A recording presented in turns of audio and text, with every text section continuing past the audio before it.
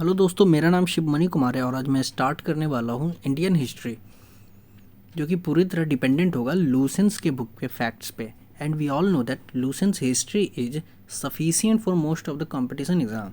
So without wasting much time let's start the topic. तो सबसे पहले हम लोग रोड मैप देखते हैं कि कैसे आगे बढ़ेंगे। इससे आपको हिस्ट्री समझने में बहुत ही आसानी होगी। रोड मैप की बात करें तो इंडियन हिस्ट्री को 3 पार्ट्स में डिवाइड किया गया है। एक तो हमारा एंशियंट हिस्ट्री आता है, फिर मेडाइवल हिस्ट्री, फिर मॉडर्न हिस्ट्री।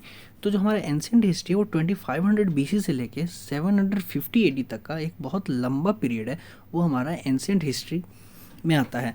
फिर 750 एडी से लेके 1707 एडी तक का जो टाइम है वो मेडाइवल हिस्ट्री है, और 1707 से लेके 1947 तक का जो टाइम पीरियड है वो हमारा मॉडर्न हिस्ट्री। तो इस तरह से अगर देखें रोड मैप की बात करें तो हम 2500 बीसी से स्टार्ट करेंगे पढ़ना, और 1947 तक का ये पूरा टाइम पीरियड हमारा इंडियन हिस्ट्री है। तो स्टार्ट होता है सिविलाइजेशन से और ख़त्म होता है इंडिपेंडेंट ऑफ इंडिया तक का।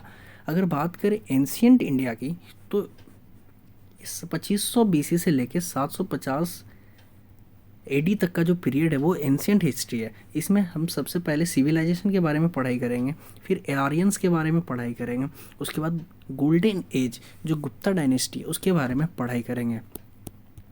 तो एंशियंट इंडिया हमारा जो आ गया 2500 बीसी से लेकर 750 एडी तक का, और स्टार्ट होता है सिविलाइजेशन इंडस सिविलाइजेशन से और ख़त्म होता है हर्षवर्धना, जिसको हर्षा से बोला जाता है। इसलिए सबसे लास्ट किंग कौन था एंशियंट इंडिया का, उसका नाम था हर्षवर्धना, जिसको हर्षा भी बोला जाता था।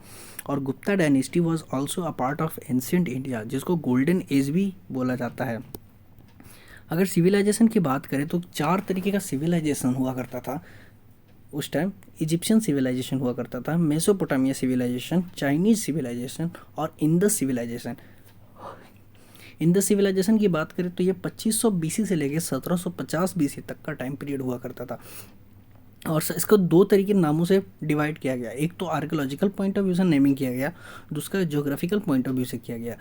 आर्कियोलॉजिकल पॉइंट ऑफ व्यू से बात करें तो इसको हड़प्पा सिविलाइजेशन बोला गया, क्योंकि Harappa was the first discovered site of Indus civilization, that's why it's is also known as Harappa civilization. अगर ज्योग्राफिकल पॉइंट ऑफ व्यू से बात करें तो ये इंडस सरस्वती सिविलाइजेशन बोला गया, क्योंकि एक बहुत बड़ा कॉन्सेंट्रेटेड सेटलमेंट था इंडस और सरस्वती वैली रिवर पे। इस वजह से इसको ज्योग्राफिकल पॉइंट ऑफ व्यू से इंडस सरस्वती सिविलाइजेशन बोला गया।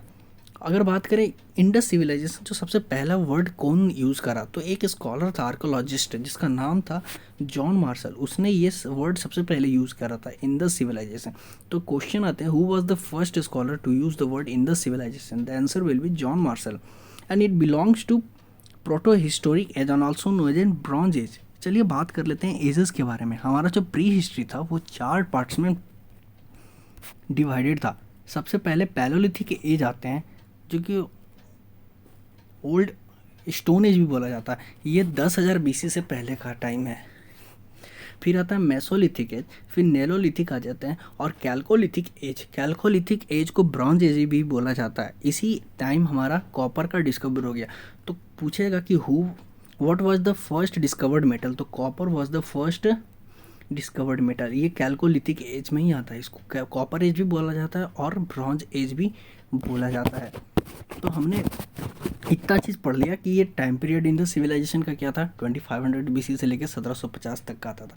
इसको Harappa civilization archaeological point of view से बोला जाता है, क्योंकि Harappa was the first discovered site. उसके बाद ज्योग्राफिकल पॉइंट ऑफ व्यू से बोला जाता है इंडस सरस्वती सिविलाइजेशन, क्योंकि एक बहुत बड़ा कॉन्सेंट्रेशन था सेटलमेंट का इंडस सरस्वती रिवर्स का। ये करीब करीब 80% हुआ करता था। तो जॉन मार्शल ने सबसे पहला स्कॉलर था जो इंडस सिविलाइजेशन को वर्ड यूज़ किया था, और ये हमने बता दिया कि ये ब्रॉन्ज एज से कैल्कोलिथिक एज से बिलोंग्स करता था। अब बात करें ये रीजन कौन कौन सा एरिया में आता था हमारा जो इंडस सिविलाइजेशन था। ये सिंध से लेकर बलूचिस्तान, पंजाब, हरियाणा, राजस्थान, गुजरात, यहाँ तक कि वेस्टर्न यूपी जो भी मेरठ है, नॉर्दर्न महाराष्ट्र है, ये पूरा एरिया में स्प्रेडेड था जो इंडस सिविलाइजेशन हुआ करता था। और इंडस सिविलाइजेशन में बहुत सारे साइट्स का डिस्कवर किया गया, but from the solutions point of view कुछ हम लोग पढ़ाई करेंगे एक एक करके। तो सबसे पहले कुछ नाम जान लेते हैं जो इंपॉर्टेंट साइट डिस्कवर्ड हुए थे इंडस सिविलाइजेशन में। तो सबसे पहले हड़प्पा जो फर्स्ट डिस्कवर्ड साइट था, उसके बाद मोहनजोदाड़ो जो लार्जेस्ट था, उसके बाद चान्हू-दारो, लोथल, कालीबंगा, बनावली, धोलावीरा, ये कुछ इंपॉर्टेंट साइट्स है जिसके बारे में हम लोग एक एक करके पढ़ाई करेंगे। ये पूरी साइट्स की डिस्कवर्ड हुई थी इंडस सिविलाइजेशन में। अगर बात करें कि इसकी चौहद्दी की कि इसके नॉर्दर्न रीजन में कौन, नॉर्दर्न मोस्ट में कौन था, साउदर्न पोस्ट में कौन था, ईस्टर्न मोस्ट में क्या था, वेस्टर्न मोस्ट में कौन सा साइड था, तो इसकी बात करें तो नॉर्दर्न मोस्ट में हमारा रोपर था। जो सबसे उत्तरी भाग था वो नॉर्दर्न रोपर था, और दक्षिणी भाग में भगत्रप आता था, जो साउथ मोस्ट में बोल सकते हैं हम लोग। ईस्टर्न मोस्ट की बात करें जो आलमगीरपुर, जो नॉर्थ वेस्टर्न यूपी आता है जिसमें मेरठ वगैरह आता है, वो आलमगीरपुर था वेस्टर्न में, ईस्टर्न मोस्ट में। और वेस्टर्न की बात करें तो सुक्ता गेंडोर था। तो इस तरह से इसकी चौहद्दी हमें मिल गई कि हमारा जो डायरेक्शन हुआ वो कैसे कैसे हुआ। ये रोपर आ गया जो हमारा नॉर्थ ईस्ट है। साउथ ईस्ट की बात करें तो भगत्रब हो गया।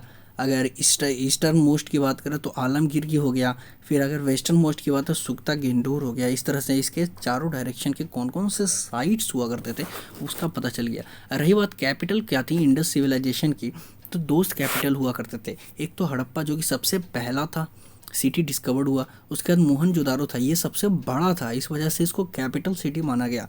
और हमारा जो सिविलाइजेशन था वो उस समय का बहुत सबसे वास्ट और सबसे मॉडर्न सिविलाइजेशन हुआ करता था as compare to the Chinese civilization, Egyptian civilization और मेसोपोटामिया सिविलाइजेशन।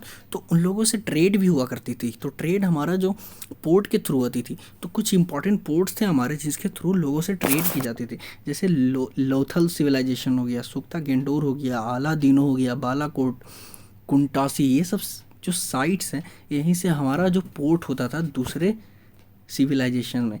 तो दोस्तों आज के लिए इतना ही। Thank you very much. I hope कि आपको ये वीडियो बहुत अच्छा लगा होगा। Thank you very much.